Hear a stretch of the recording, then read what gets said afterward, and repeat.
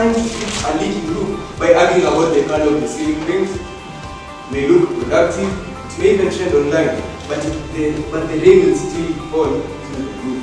Important conversations without action are like a lantern in the dark. Now, on to my first argument.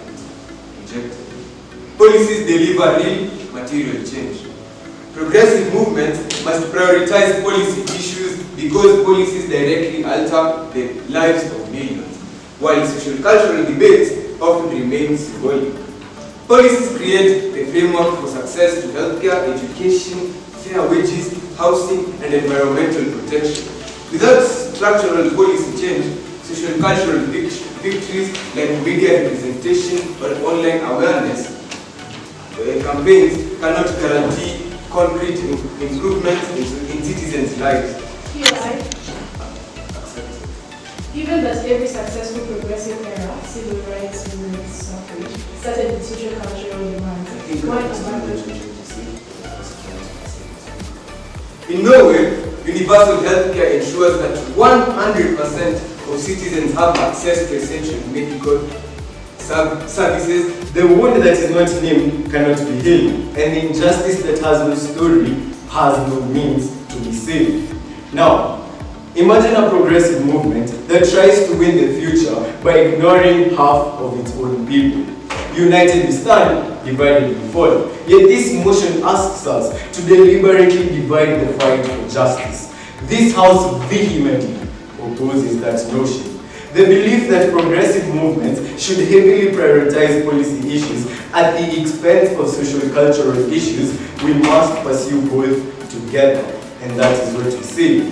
The motion loses if we prove that ignoring social-cultural leaves policy hollow and coalitions broken, which history and data proves it does. Same goes to my first point.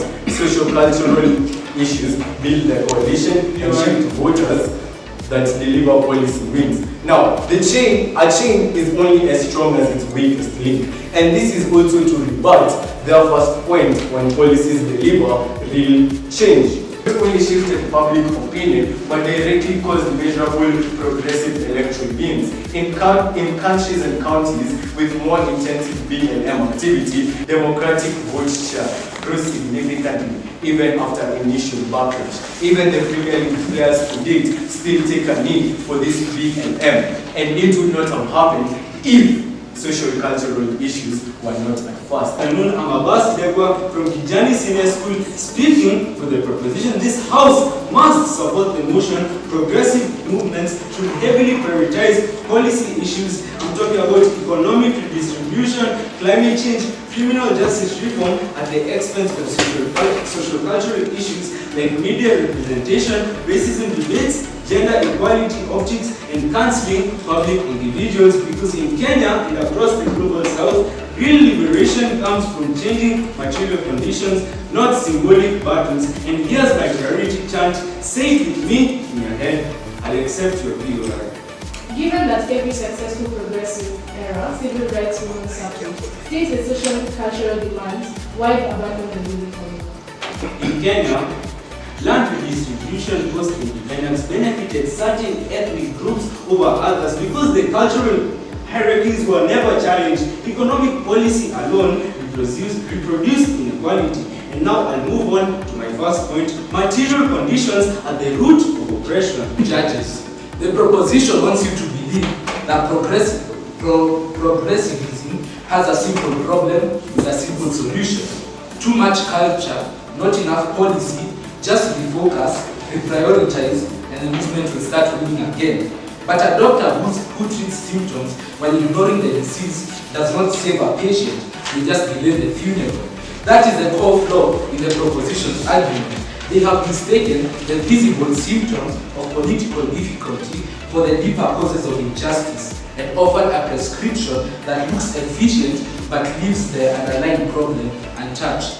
And before I get into my case, I would first like to address the holes in proposition's logic. Cultural debates, but the structural system remains unchanged. Because at the end of the day, if the roots remain weak beneath the ground, the branches will keep falling down. Honorable judges and fellow debaters, my name is Jamal Theatre, as representing the third speaker on the proposition side. Our side public believes that The progressive movements should heavily prioritize policy issues such as economic redistribution, climate change action, and criminal justice reform, even if this means placing less focus on social cultural debate. Starts in 3, 2, 1. The eye cannot say to the hand, I do not have to need you anymore. When a wound is ignored, it does not disappear, it festers. Today, the proposition asks progressive movement to sacrifice social-cultural issues in favor of policy. They suggest that conversations about racism, gender inequality, and representations are distractions from real progress. But this whole system, this whole statement, or this whole notion that they have, misunderstands how injustice works. Policies may change laws, yes, but cultural movements determine how those laws are enacted or applied and lived. A society can pass the most perfect policies on paper, yet discrimination biases will still persist if the cultural foundations remain unchanged. Now, with that foundation laid, allow me to dismantle our proposers, our friends across the floor's arguments with the precision of a surgeon and the exactitude of a Jewish prophet. Now on to my first rebuttal. The proposition states that policy fixes material conditions, so it should come first.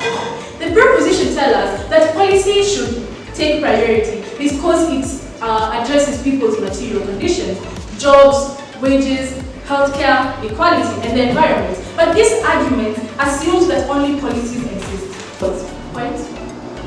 With the Honorable Speaker, and just one socio-cultural complaint, that campaign that produced a redistributive law in Kenya. I understand the question, and here there are multiple of them. An example that I will mention is the Women's Rights Act.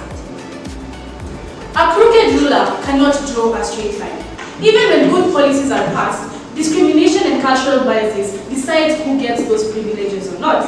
A workplace may have equal pay laws, yet the women in that workplace still are still underpaid.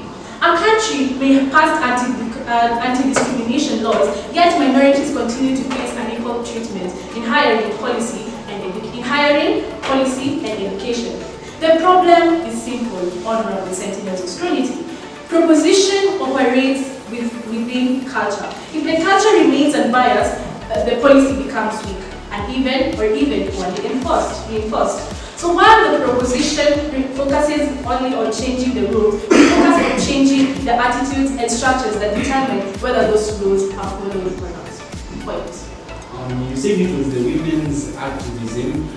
Was it the cultural campaign or the lobbying and legislation that followed that actually changed the law? It was the cultural campaign that actually changed the law. The second clash that has been mentioned in this debate is broad public support versus political backlash. What we say is gradual reforms build wider public support and stable coalitions. They say that radical activism energizes supporters and creates momentum. The core question is, do radical demands mobilize people, or do they push moderate supporters away and create backlash? The third and the final clash that has been presented to this House today is sustainable change versus short-term pressure. We say that strong lasting reforms happen through institutions, policies and long-term strategy. They say that strong pressure and radical action force governments to act faster. The core question, does the pressure create durable change, or does institutional reform create stronger and more lasting impact? I urge you not to confine to the sporadic of our friends across the floor. Choose team, proposition, opposition for the win. Juliet Waliki, Kijani Senior. Thank you for your time. Cut the culture, keep the policy. The patient will heal faster. We spent this debate showing you why that operation kills the patient. And I would now like to move on to the first clash, the universalism trap. The proposition told you that policy universalism, healthcare, housing, wages for everyone, builds the broader coalition that win. We showed you that universalism, without broad coalitions, without social-cultural analysis, reproduces the inequalities it claims to